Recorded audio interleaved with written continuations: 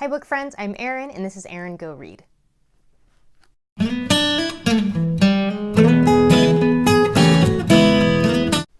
So this is a little mid-month check-in. What am I reading and what I plan to be reading for the rest of the month, including some books for a couple different readathons going on. So I am in the middle right now.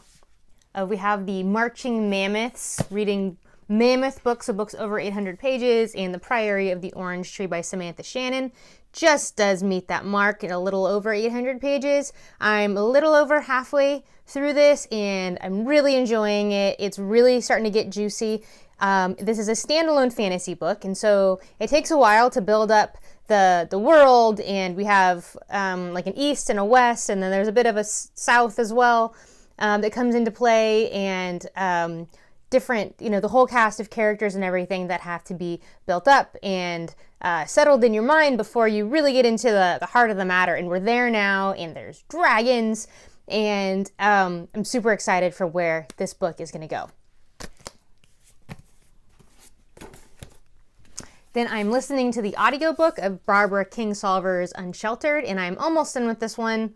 I think on the audiobook I have like an hour left, maybe. And I'm listening to it at like 1.75 speed, so I should be finished with this one today, just in my driving around. I did a whole bunch of cleaning yesterday, and so I listened to hours of this yesterday while I was cleaning my house. My aunt from Arizona is staying with me this weekend, so I will be seeing her within the next couple of hours here.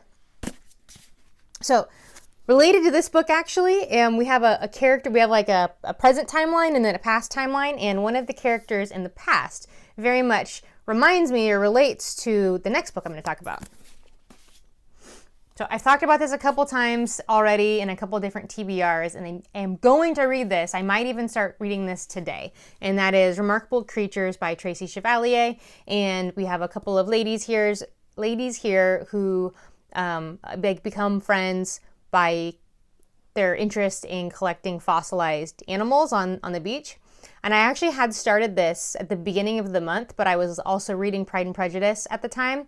And in Pride and Prejudice, we have 5 sisters, and in Remarkable Creatures, we have, I can't remember if it's 3 or 4 sisters. I didn't get very far into this when I started because I kept getting confused with the sisters.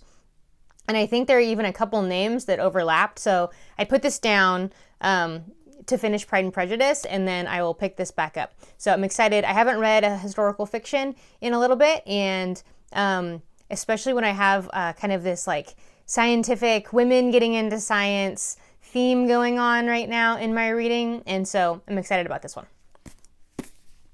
So all of March, there's the what is it called? I keep trying to say mid-century.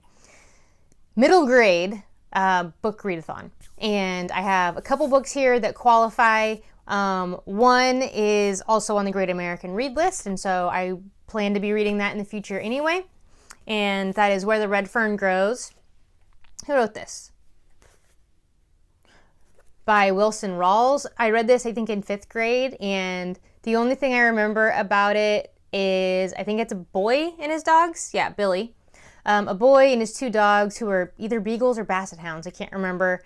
And I remember being heartbroken at the end. I think it was the first time I ever cried reading a book. So this will qualify both for middle grade March. Also, Kayla at Books and Lala and Chelsea at Chelsea Darling Reads are hosting the next round of Buzzwordathon. And the buzzwords are who, what, when, where, why, and how. And so this is I think I only have 3 books that qualify for any of those at all that I haven't already read, and so that's my where.